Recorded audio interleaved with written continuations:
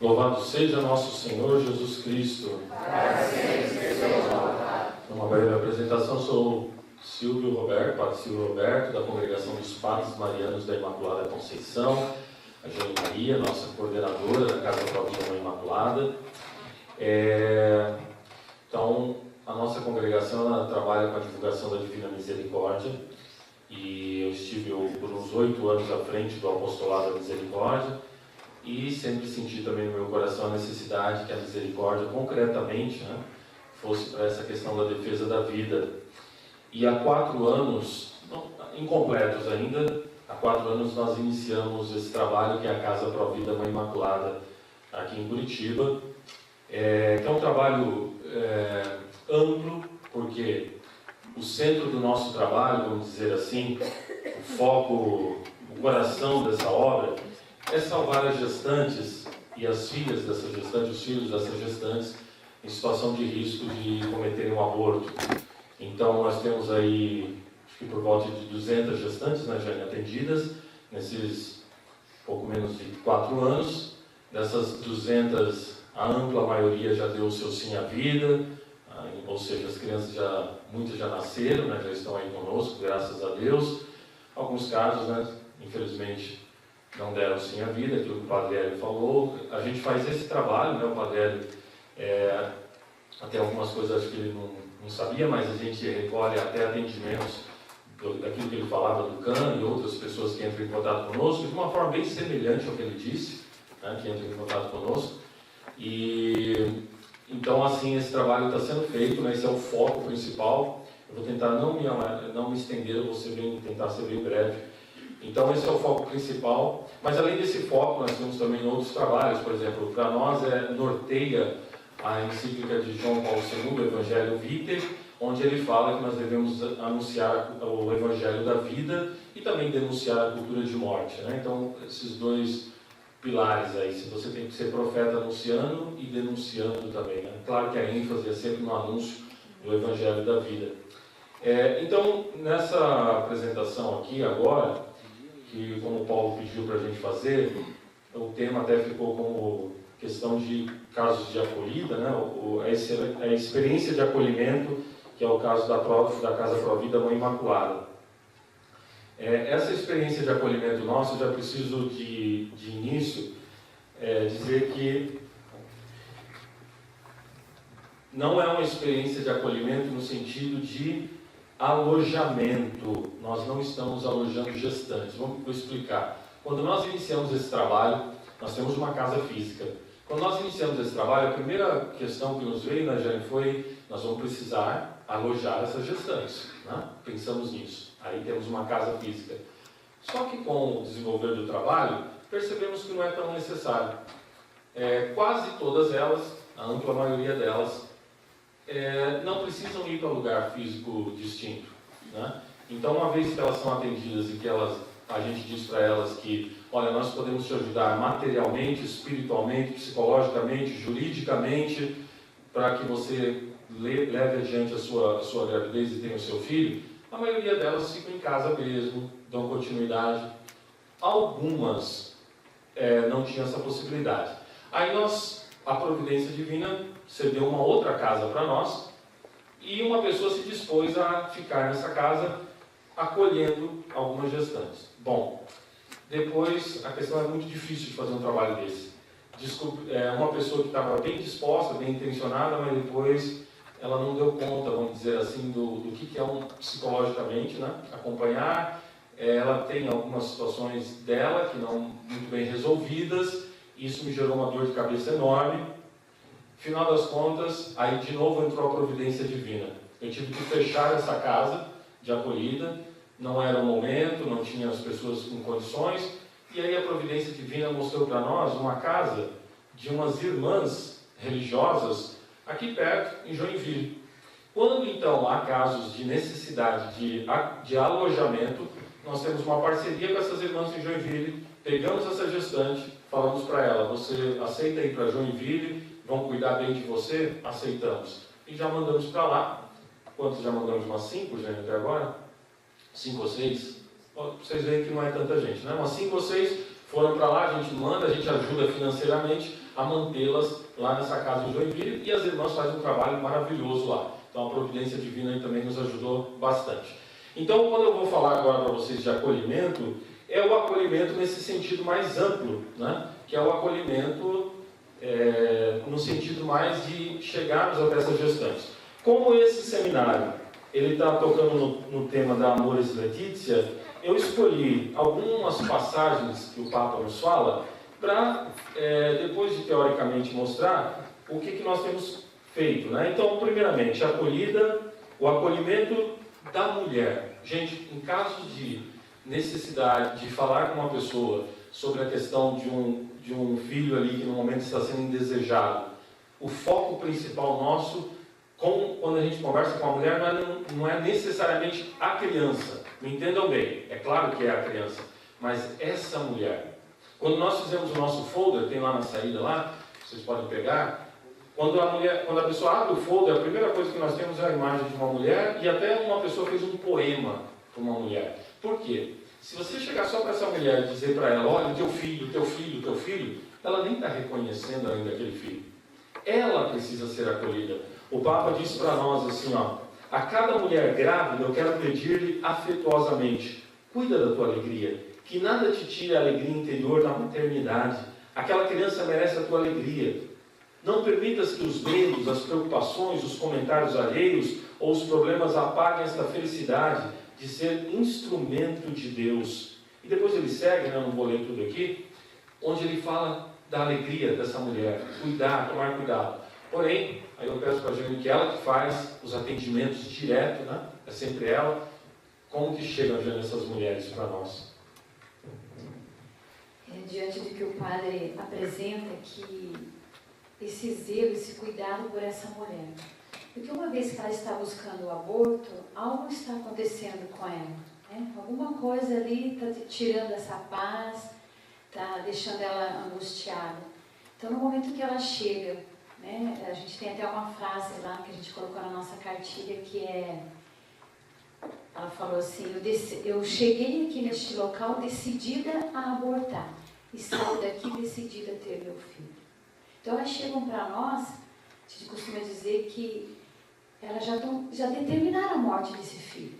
Né? Elas já chegam ali como que o ventre dela como um túmulo. Né? Já determinou a morte dessa criança. Então elas vêm para nós assim, com essa situação. E é sempre muito claro que a criança não é o problema. A criança não é o problema, é o que ela está vivendo, o que está acontecendo com essa gestante. Uma vez que a gente consegue acolher, abraçar, conversar, colocar a situação, uma frase que é assim muito importante, que define o nosso atendimento, é quando a gente chega para ela e fala, olha, você não está sozinho. A partir de agora nós estamos com você, tudo que você precisar, qualquer hora, de madrugada, qualquer momento, nós estamos com você. Quando nós falamos essa frase, a gente sente até elas fazer assim, ó, elas conseguem até relaxar. Né? Porque a gente vê que é todo um sofrimento interno ali, é todo um momento que elas estão vivendo de insegurança, de opressão, de medo, né? Por não ter apoio do pai do bebê, de não ter apoio da família, de não ter o apoio, às vezes, no trabalho, muito pelo contrário, é só pressão no trabalho, é pressão na família, é a pressão do pai. Então, quando ela chega até nós, e ali ela encontra um local que ela sabe, que ela vai poder abrir tudo aquilo que está escondido, porque por muito tempo, né, e chegam para nós gestantes ali com 7, 8 meses, e elas estão escondendo essa gestação 7, 8 meses. Imagine como não está uma mulher, uma gestante, tendo que esconder isso, né, a fragilidade dela. Então, a importância desse acolhimento, de chegar e falar para ela, olha, não, você não está sozinho, nós estamos com você.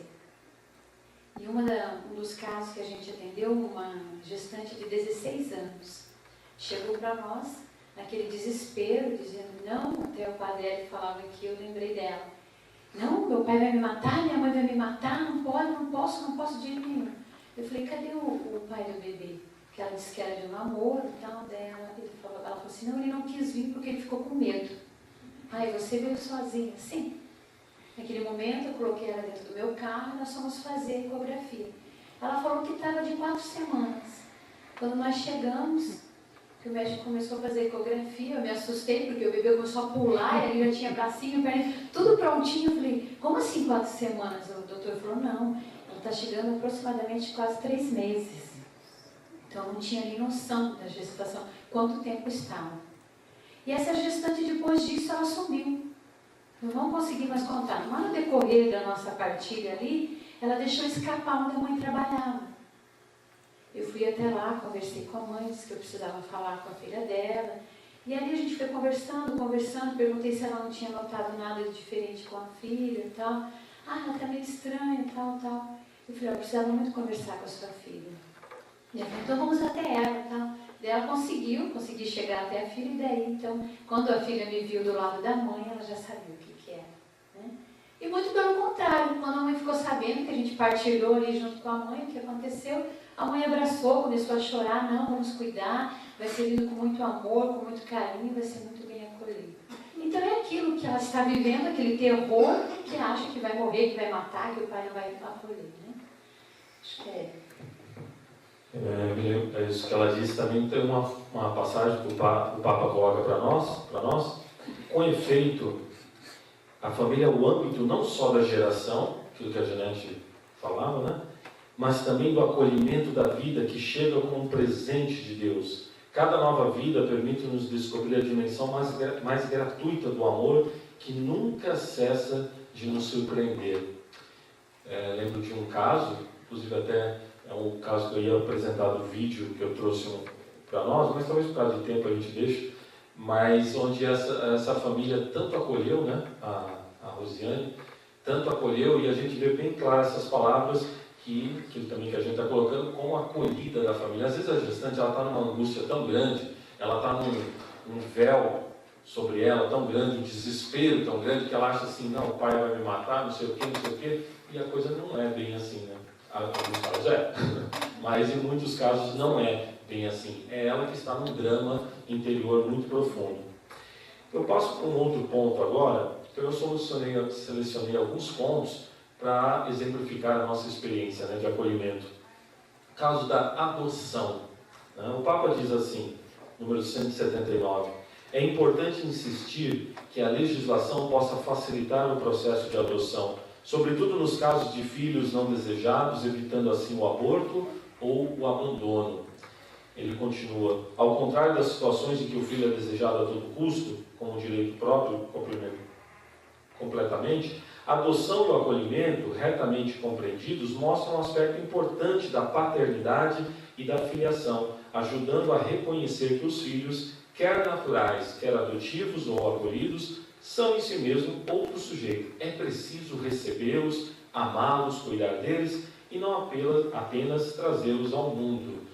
O Papa reforça a importância da adoção, e nós temos casos concretos como esse. Eu me lembro de um caso que uma dessas nossas gestantes, ela falou assim para mim, ela já tinha 2 crianças, né? E ela disse assim, padre, ela me chamou para conversar e falou toda envergonhada, eu estou pensando em deixar para adoção. Eu falei para ela, olha, a adoção é um gesto de amor. Se você, cabe a você, não cabe a mim, eu não ia dizer para ela, deixa ou não deixa para adoção, né? Cabe a você. Analisa a tua condição, veja todas as tuas situações, as tuas possibilidades, etc. E aí você decida. Se você decidir pela adoção, saiba que você não está fazendo nada de errado, você está fazendo um gesto também de amor. Mas eu gostaria que a gente colocasse para nós, e na verdade essa acabou não deixando para adoção, né? Essa não deixou. Mas eu gostaria que ela colocasse para nós outros casos de adoção que a gente atendeu. Nós atendemos uma gestante que ela tinha sido abusada numa festa rave. E essa gestante, ela estava fazendo a opção do lesbianismo e chegou assim para nós quase com 7 meses. E durante o atendimento, filha única, perguntamos se os pais estavam sabendo, ela falou que não, os pais não sabiam. E ela nos contou que se eles ficassem sabendo, jamais ela ia ter a opção de poder deixar para adoção. Quando nós conversamos, ela já se abriu ali no decorrer, graças a Deus, ela falou, tudo bem, você não quer, mas você está com quase 8 meses, né? Deixa a gente cuidar de você, te acompanhar, e pelos meios legais a gente deixa a criança para adoção. Ela falou, tudo bem, mas vocês vão me ajudar, vocês vão me acompanhar? Com certeza nós vamos te ajudar. A partir de então, levamos para a médica, a doutora acompanhou ela, psicólogos, fomos acompanhando, já deixamos 2 planos, porque nesses casos, quando elas deixam para adoção, a gente também tem que cuidar, porque elas não querem que a família saiba, nós temos que respeitar isso, né? Então, nós já deixávamos meio que esquematizado ali 2 planos. Plano A, né? Que ela, na hora que ela começasse a sentir dor, que ela entrasse em contato, a gente já ia mandar um táxi, ela pegava um táxi e até o hospital e a gente ia para lá para acompanhá-la. E ela disse que não tinha essa dificuldade de sair de casa. Então, realizamos esse plano A, plano B, se acontecesse alguma outra coisa, a gente estava combinando com essa gestante dela ir para Joinville para ter o bebê lá. Né? Primeiro era esse plano A, ir até Joinville ter o bebê no último mês. E o plano B, que se começasse a sentir dor, que fosse direto para o hospital. E assim foi, não deu tempo. Nós tínhamos marcado na segunda-feira para ir para Joinville, para ficar lá e ter o bebê. Quando foi no domingo à noite, por volta de 1h da manhã, ela me ligou. Olha, eu estou com muita dor, estou aqui. Eu falei, olha, vamos então para o plano B. E assim a gente combinou. Teve um pouco de dificuldade de sair de casa 1h da manhã, filha única, né? Mas fomos falar, ficamos escondidinhos debaixo de uma árvore, eu e mais um casal da casa, 1h e pouco da manhã. Ela conseguiu, os pais dormiram, ela conseguiu sair, foi no carro, foi com a gente. Chegou lá, teve toda uma situação que, graças a Deus, a gente já tinha ido antes no hospital, já tinha deixado tudo certo, com a psicóloga, com o médico. E ela chegou, já foi atendida e teve o bebê. E assim que ela teve o bebê, no outro dia, eu já estava com outra gestante nesse hospital também. Nós estávamos com 2 gestantes da Casa Provida lá, e as 2 deixando o bebê para adoção. No outro dia foi uma emoção muito grande, porque enquanto a gente estava na sala do lado, o casal que veio para adotar as crianças, para adotar uma das crianças, estava na outra sala. Então a gente ficou sabendo que esse casal já há 8 anos estava rezando para poder chegar essa criança nessa família. E ela, que estava ali com a gente, ficou sabendo também, ela ficou muito feliz de saber que estava daquela situação que ela estava passando, ela estava podendo gerar uma alegria no outro lado. Né? Então é algo assim que para nós da Casa Provida foi muito lindo e poder ver, né, a gente não presenciou a entrega, mas saber que na sala do lado estava se cumprindo a missão, né? A gestante ali chegou até ali, preservou a vida e estava encaminhando essa criança, nem precisou ir para um abrigo, dali já foi direto para a família. Então foi algo assim muito lindo e agora estamos atendendo essa gestante, continuamos atendendo essa gestante. Ela já foi num atendimento comigo porque aconteceu um outro caso extremamente semelhante. Também uma garota que estava fazendo opção pelo lesbianismo, foi violentada numa festa rave e eu fui até essa gestante fazer o atendimento. Durante todo o momento eu apresentei os riscos que estavam acontecendo, o que a gente podia fazer para ela. Essa gestante virou para mim e falou assim, olha, eu sou a favor do aborto, eu participo de encontros com feministas, tudo que você me falou aí não valeu nada. Eu falei, não, tudo bem, então eu só queria que você escutasse uma pessoa. Fiz sinal para essa outra gestante, essa outra mamãe, e ela veio, sentou na mesa e as 2 começaram a conversar, eu só fiquei ali intercedendo.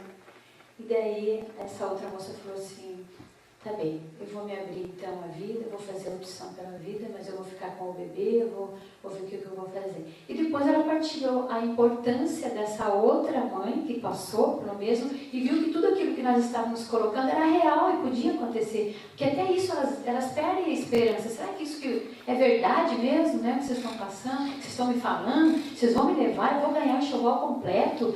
Tem médico, tem psicólogo, tem advogado, tem tudo isso lá, é verdade isso mesmo? A gente sempre convida para que elas venham tomar um lanche na casa e elas veem que tudo aquilo é real. Diante do que elas estão vivendo, isso parece que não existe, isso não é real. Pegando o gancho do que ela falou, eu acho que é importante nós falarmos também dessa questão do estupro, né?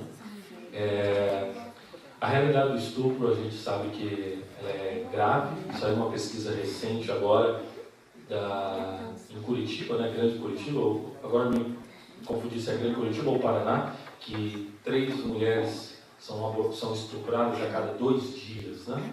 Então é uma realidade assim absurda. Porém, gente, aquilo que o Padre Hélio colocou um pouco aqui, O estupro é um desses casos usados para tentar impor a legalização do aborto. Né? Em primeiro lugar, que a maioria dos casos de gestantes que estão buscando o aborto não é pela questão do estupro. Nós temos casos concretos, ela acabou de citar 2, temos outros, né? Mas há um uso da questão do estupro para tentar legalizar o aborto. Nós temos que estar sempre atentos a isso. Mas casos existem. E aí fica a questão, e nesse caso, não deveria abortar? Não seria melhor? Seria o fato de você colocar mais um problema sobre essa mulher, né? É conhecido, né, a questão da síndrome pós-aborto, né? A literatura médica fala sobre a síndrome pós-aborto e nos casos de estupro também. A experiência que nós temos é justamente o contrário. Ela acabou de falar desse caso, dessa mulher que optou pelo lesbianismo, essa opção, mas foi abusada, deixou o filho para adoção, e eu conversei com essa menina semana retrasada. E ela, de novo, falou para mim que foi a melhor coisa que ela fez foi ter tido essa criança. Inclusive ela me disse que depois dela ter deixado para adoção, coincidentemente, na família dela, acho que uma prima próxima, perdeu 2 crianças, um aborto espontâneo de gêmeos. E ela disse, eu estava ali no velório, vendo aquilo e pensando comigo, graças a Deus que eu não eliminei a minha filha, eu deixei para adoção, caso de estupro. E me chama muita atenção, o primeiro caso que nós atendemos na Casa Pro Vida foi uma mulher que tinha sido abusada. Na verdade, a criança dela já tinha nascido, nós não tivemos que convencê-la a dar o seu sim à vida, mas ela queria conversar com a gente, que veio até nós, mais nesse sentido até de uma ajuda e cura interior. E eu lembro que eu fiz a seguinte pergunta para ela: por que você, mesmo tendo passado por esse abuso, você optou por dar o seu sim à vida? E ela me disse, isso eu nunca vou esquecer o que ela me falou, ela disse assim, padre, quando eu estava passando pelo abuso, eu implorei pela minha vida, e a pessoa disse que ia me matar, e eu implorei pela minha vida. Depois que eu não fui morta, eu fiquei pensando, se eu implorei pela minha vida, que direito tenho eu para tirar agora essa vida? Foi essa a resposta que ela me deu. Casos difíceis, é claro, né? Nós temos aí alguns casos assim. Tem uma adolescente, né, que foi abusada também, né? Essa adolescente também chegou para nós através de uma outra gestante. Isso é maravilhoso, porque a gente vê, né? Uma vez que você atende essa gestante, ela começa a fazer parte da casa e ela também começa a procurar e orientar as demais, né?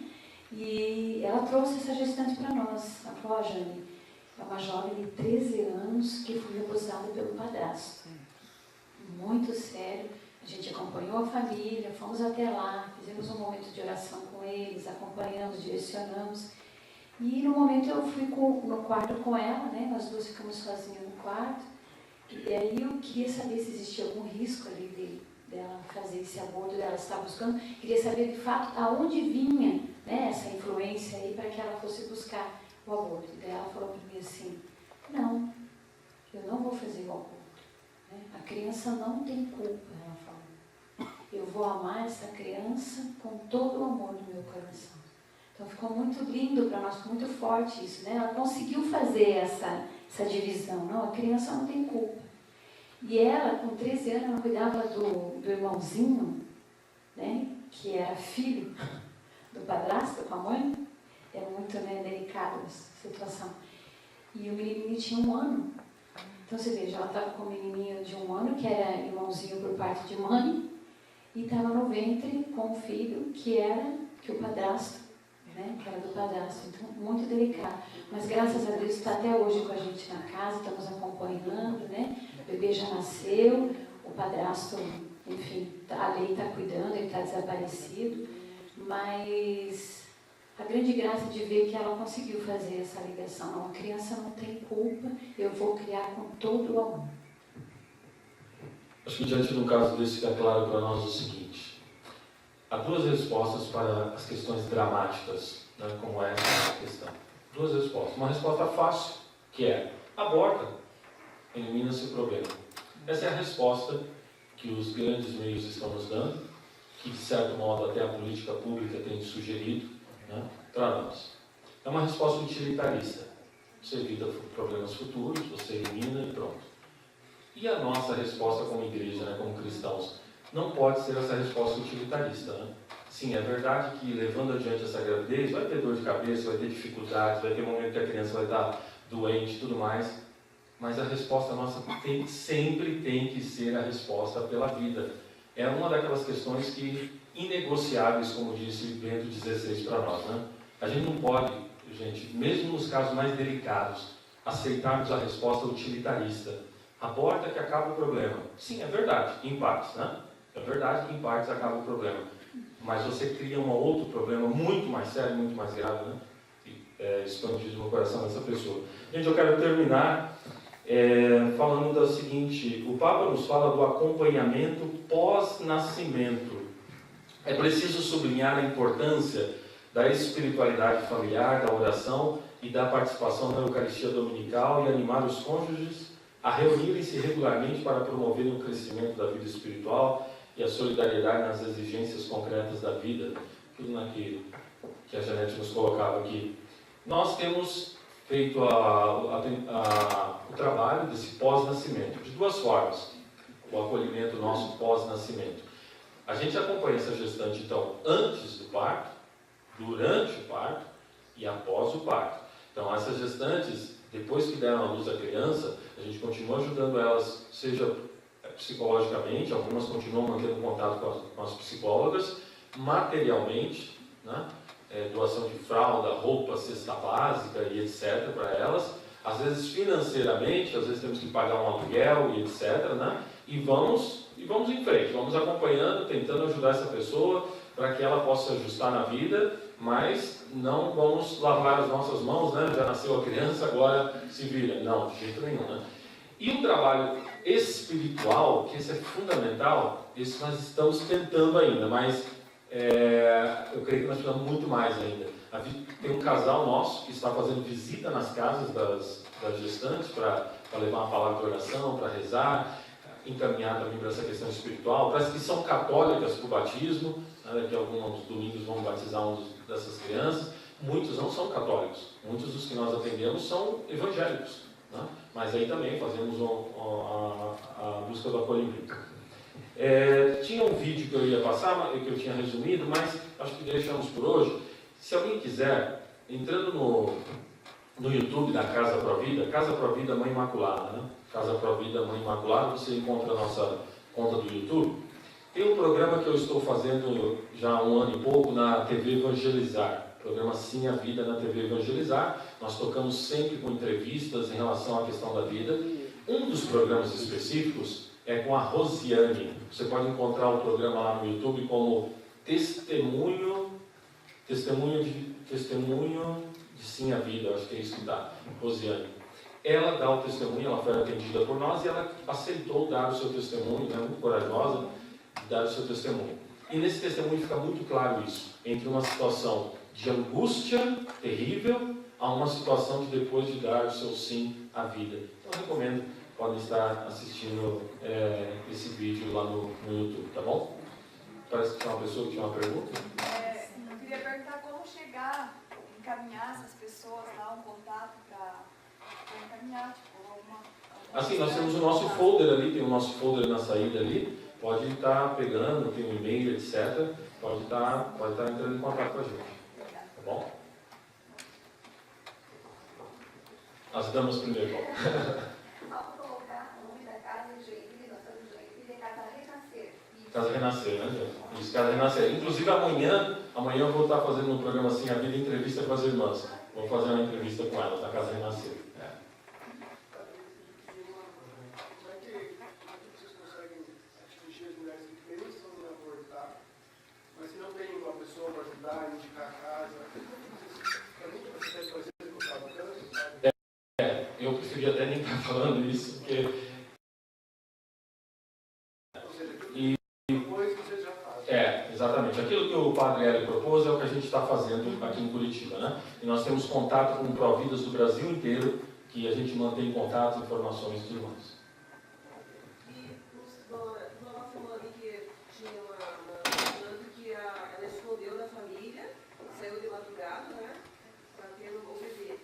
E se a família descobre e gostaria de ter ficado nessa criança, como vocês fazem, então? Veja, as situações que nós enfrentamos são dificílimas. Então nós temos que sempre estar fazendo escolhas, opções. Claro que para isso nós nos norteamos por regras básicas de ética, né, de moral cristã. Uma delas é a questão de que uma pessoa maior de idade tem direito a tomar suas opções, né? Nesse caso específico, essa pessoa é maior de idade, então nós falamos várias vezes com ela. Não é melhor você comentar com teus pais, não é melhor você falar isso com teus pais. Ela se mostrou desde o início não querendo mudar essa opinião, né? Então, nós respeitamos ela por ser uma pessoa maior de idade. Mas, até na última conversa que eu tive com ela, eu falei, você teve seu filho, você deixou para adoção, será que um dia você não vai falar isso com a sua mãe? E ela ficou meio assim, falou, acha que não, mas eu acho que ela vai. Acho que ela vai. Mas nós precisamos, veja só, ela, em certo momento, ela disse para nós o seguinte, assim, olha, eu quero fazer uma forma que tal, você me ajuda a falar para minha mãe que eu vou fazer tal coisa, mas não era verdade. Nós falamos para ela, nós não podemos falar isso para tua mãe, nós não podemos falar nada de mentira, nada de mentira. Você tem o direito de tomar suas opções por ser maior de idade, nós estamos te aconselhando a falar para tua mãe tudo que você deveria falar, né? Mas nós vamos respeitar a tua decisão, mas nós não podemos de forma alguma mentir, né? Aquilo que o padre ele falava aqui, né? Um dos princípios é esse, né? Que a mentira é um mal em si, né? Não podemos entrar nisso. Então, essa foi a opção dela, né? Essa foi a opção dela. Nesse caso que a gente colocou antes, foi o contrário, ela era menor de idade, num outro caso aqui que ela falou, que ela em determinado momento ela sumiu, né? A gente foi até a mãe dela, ela era menor de idade, a gente foi até a mãe dela, olha, eu gostaria de falar com a tua filha, e teve que abrir o jogo, falar, olha, tua filha está em contato conosco, como ela sumiu, agora nós estamos preocupados, ela é menor de idade, né? E graças a Deus a mãe acolheu muito bem depois, né?